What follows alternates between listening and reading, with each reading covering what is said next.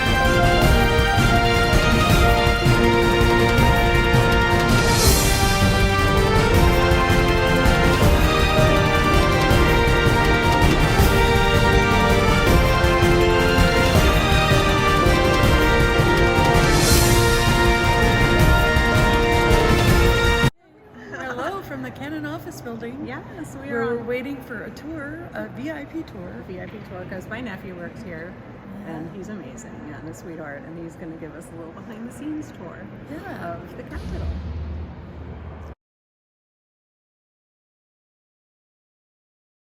Very cool. This is a replica of what's on top of the dome.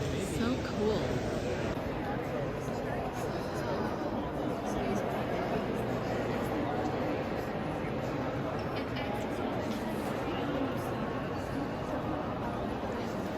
To the rotunda.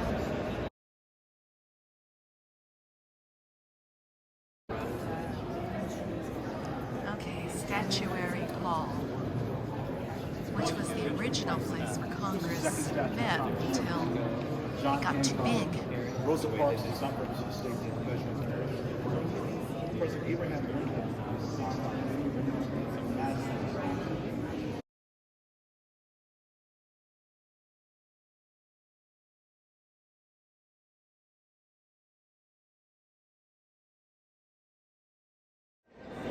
So we're at the Library of Congress now, and this is just like a lobby area, and it is gorgeous.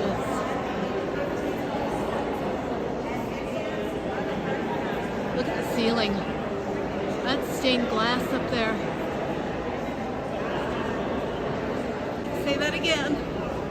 On that one up there on the swing, top left there, On the swing with the blue Oh, there. yeah, and that triangle on the left. Triangle on the left. I can't find it. Oh, up there. Yeah. background. Got it. On the swing, that's me. Yeah. Okay. Look at the staircase.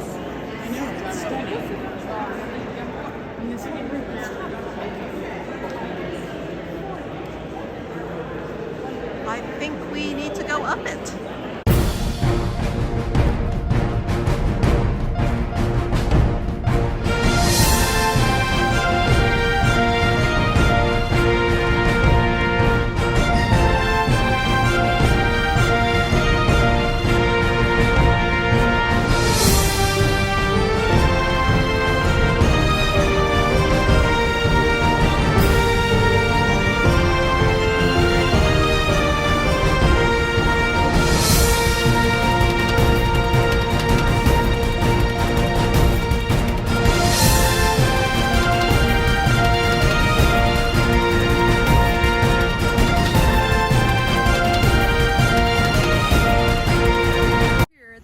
Court. Now.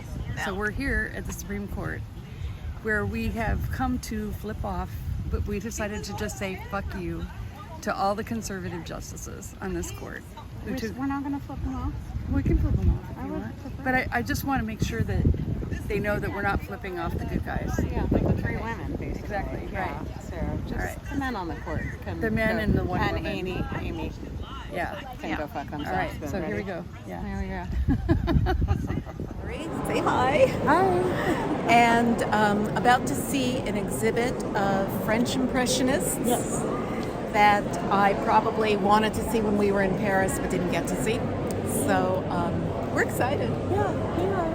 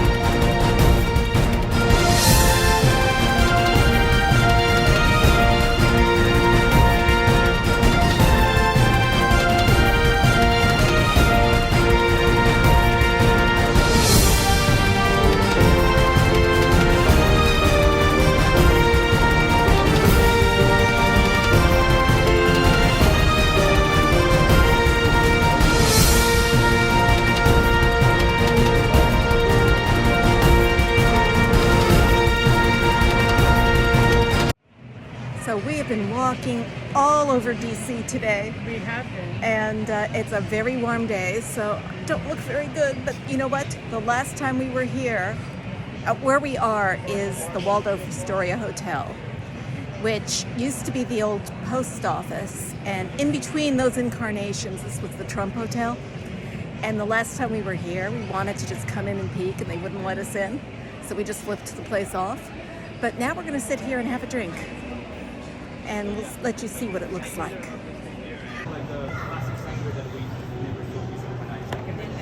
Oh, there she is.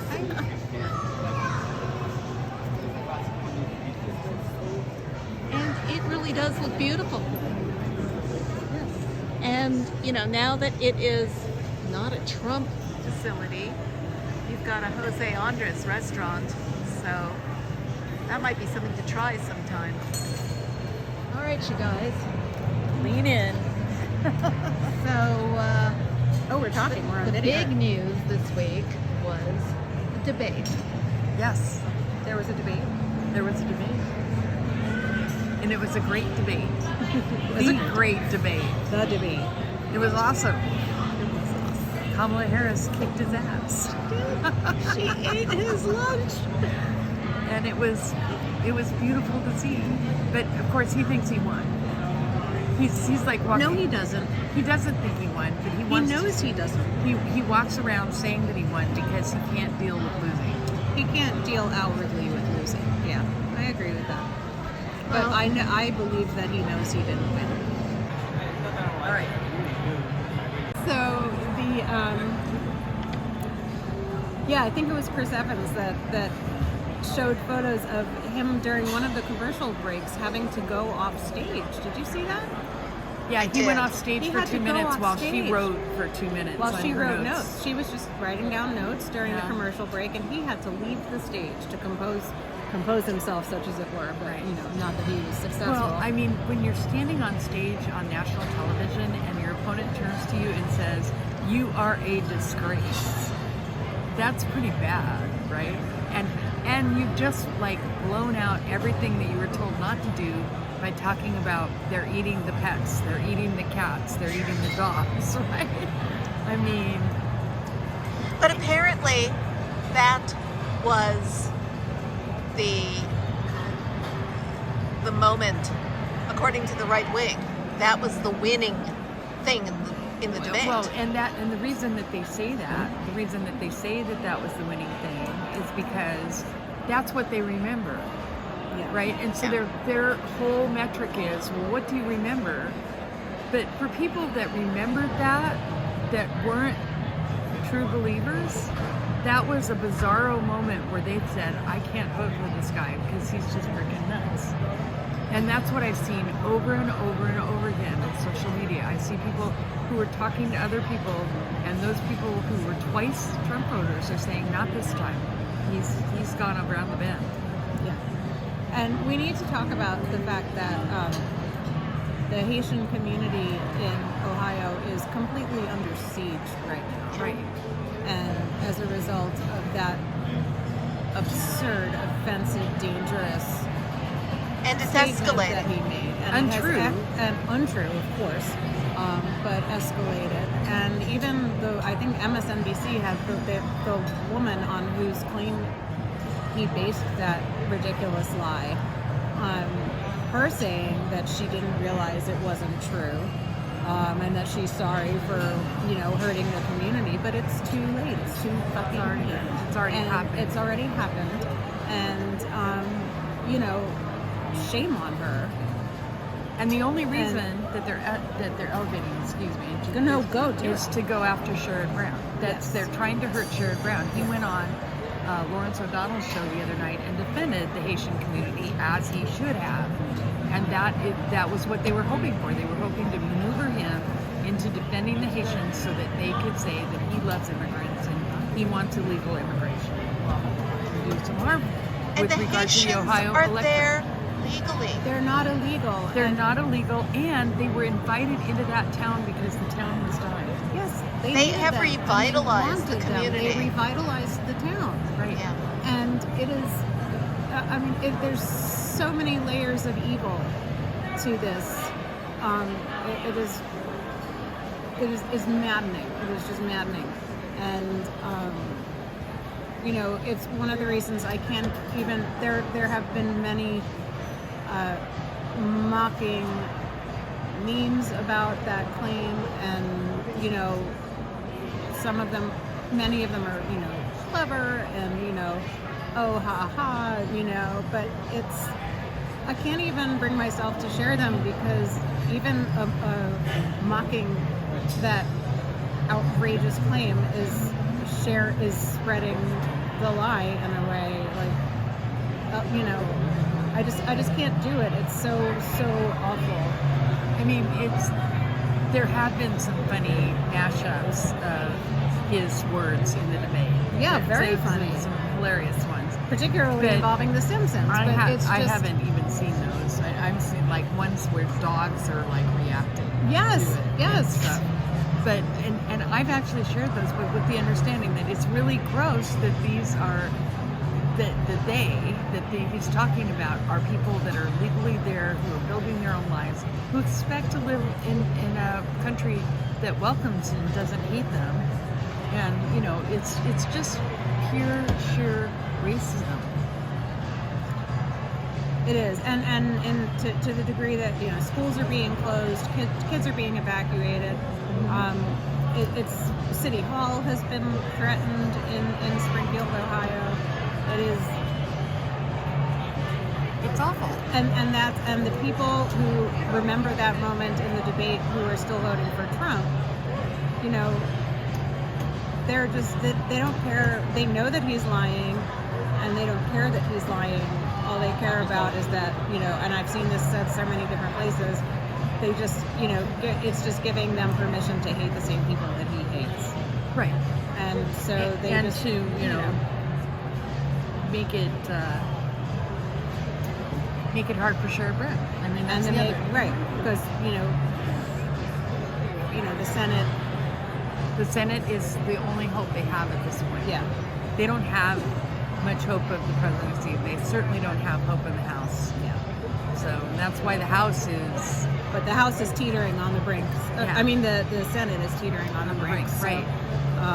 John Tester is in real trouble in Montana. Yeah, so there are senators, that they're hoping to pick off. Right. And Sherrod Brown is one of them. Yep. And I don't think they will, but I think this is probably the dirtiest, nastiest campaign that they've had in Ohio. And Bernie Moreno is a nut. He's an absolute nut. And he would get up there on a debate stage and say the same damn thing about those people. So It's a bad situation. Yeah, and Sherrod Brown is a really good guy too, and a good senator. So And he's very populist, and he's very pro-union, and I think that will save him in Ohio. But not whatever. yeah, not whatever we can find. But I think John Tester's got a harder row to hoe, and I can see where the Kamala Harris campaign is contending in Florida. Yes. And Debbie Howell is tied with Rick Scott right now in the most recent polls. Okay, fingers crossed. So that's now Florida's weird, and you can't count on their polls, but Florida is weird. but it's like I'm keeping my fingers crossed because Rick Scott didn't win by that much. Yeah. There was a time in Florida where Republicans were not the dominant party that they are now. Yeah. So hopefully that'll change and be okay. And then of course North Dakota, we're still hoping for. Go Katrina. Yeah. And then we have also Brooks in Maryland. Yes. I think that she really has. I have very high hopes for her winning in Maryland. The closer we get, the more ads, the more money they're pouring into ads. I'm seeing tons of anti-Hogan ads, and I see tons of also Brooks signs all over the place, and I see hardly any Hogan signs. I just don't know. I have I have a good feeling, again, knock wood, about also Brooks, retaining that seat, or, keeping that a Democratic seat. I think she will. I think she will. And Adam Schiff is going to keep California's Senate seat. Trump won't even endorse Steve Garvey. He threw him under the bus. That's right, I saw that. Meanwhile, can we talk a little bit about Laura Loomer, just for a little lighthearted insanity here? So, Laura Loomer. Laura LOL. Loomer. LOL is right. Go ahead. So there's no Melania on the campaign trail at all. And then Laura Loomer shows up, the 9/11 truther, shows up on his arm for the 9/11 commemoration ceremony. She's traveling with him on his plane. She's sucking up to him, and maybe that's the wrong word. I was going to say. Every chance she gets. Oh my God, her she's doing all the boob brushes that she can. Right? The boobs are in constant contact with his arms. And he's like patting her on the butt, other shit like that. All kinds of. And I'm thinking to myself, first of all, if you look at her early pictures before she was a wingnut, yeah, and everything, she's a blonde, she's cute, she's pretty, she's young, she's probably, mid-20s, 20, at the time. Now she's 31, and she's had way too many fillers. Sorry, but she has. I don't even need to be careful about that. Yeah, no. And she's dark haired, like Kimberly she's on the Guilfoyle track, right out the door. It's a matter of, yes, we're talking about her looks, and I don't like to do that, but because there are so many other things to hate about her on the inside. Well, but yes. There is also, it bears mentioning that in order to be in Trump's orbit and in order to be part of the MAGA crowd, one has to be plastic. Right. And one has to look a certain way in order to be accepted or elevated. And that, and when it, but somehow only women have to, that only applies to the women, right, who of course have to, go through all these things in order to make themselves physically attractive to the men. So there's all that. But also there's this sort of delicious tweet from Milo Yiannopoulos where he says that Laura Loomer, now none of this is verified, I don't trust Milo as far as I can throw him, but he says that Laura Loomer's been banished from Trump's plane so as not to, further feed the rumor mill about an inappropriate relationship between them. But also he calls her demented, which I just have to say is really something. Milo Yiannopoulos calling Laura Loomer demented because, Milo, have you met yourself? Exactly. Like, have you ever seen yourself, heard yourself speak? Right. The words that come out of your mouth? Signed a fluorescent shrieking goon, which is what he called me as I was defending Planned Parenthood from the anti-forced birthers people that, try to harass people going in. So thanks, Milo, I'm sure Laura is really going to take your critique seriously. So I haven't been able to verify that she's been banished. Yeah, it's just Milo saying that. Matt Drudge put on the front page yesterday the suggestion that she was, his arm candy and more. Oh boy. And everything. Is it true love? I think is what he asked. Has he ever experienced true love? Is that, something that we think Trump is capable of? Well, I mean, this is Matt Drudge asking the question. We might want to ask him, what Matt Drudge knows. Sounds a little trolling to me. It sounds a little trolling. Just a little bit. I mean, Well, so, I think Ivanka is probably the only one he has true love for. We don't know what the story is with Laura Loomer, but we do know that Melania is nowhere to be found. And Laura Loomer is everywhere. And Laura is everywhere. And by the way, J.D. Vance's wife is also nowhere to be found. And, Laura Loomer made a really gross remark about how the White House would smell like curry if Kamala Harris were elected. Yes, And now as if that's a bad thing. Right, as if that's a bad thing. Number one, and number two, it wasn't just the curry remark. It was the call center. She said that if anybody wanted to get in touch with the government, it was going to have to go through a call center. and we don't see J.D. Vance defending his children's Indian heritage, let alone his wife's. Right. No, it's pretty gross. It's really awful. He's pretty clearly like a spineless amoeba just being used as a puppet, dare I say.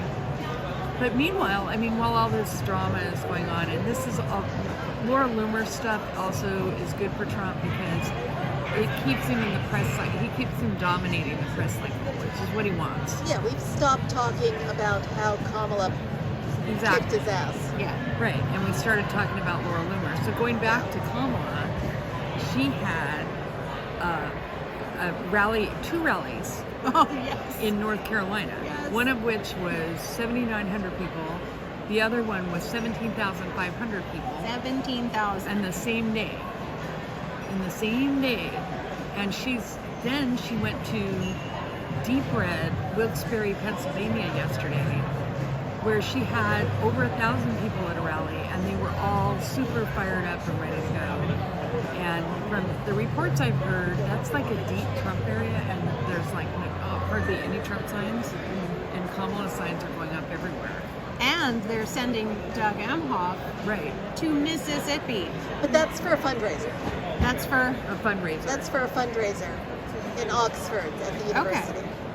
But still, they're also sending Doug Emhoff to all over to the Swing States. He's going to Georgia. He's going to, again, to Wisconsin. He's going to Michigan. So he's going to be all over the place, too. One of the advantages that Kamala has is that they have Kamala, Joe Biden, Tim Walz, Gwen Walz, Doug Emhoff, and Jill Biden. Yeah, they have all so many fabulous people. Yeah. And that's just acting like as their surrogates. like top tier surrogates. That's not there even are other talking about surrogates as well. the other Yeah. ones. Gavin Newsom was fabulous on In the spin room. spin room. Yeah. Yeah, After Gavin the Newsom, debate. Pete Buttigieg will go around. Yeah. I mean, he's the Fox destroyer. Right. Pete Buttigieg. And So We have a lot of good people. we do. So- Our bench is so deep. So that's where we are this week. yep. We're here in Washington D.C. looking In the for Kamala former- and Former Trump hotel. in the former Trump hotel.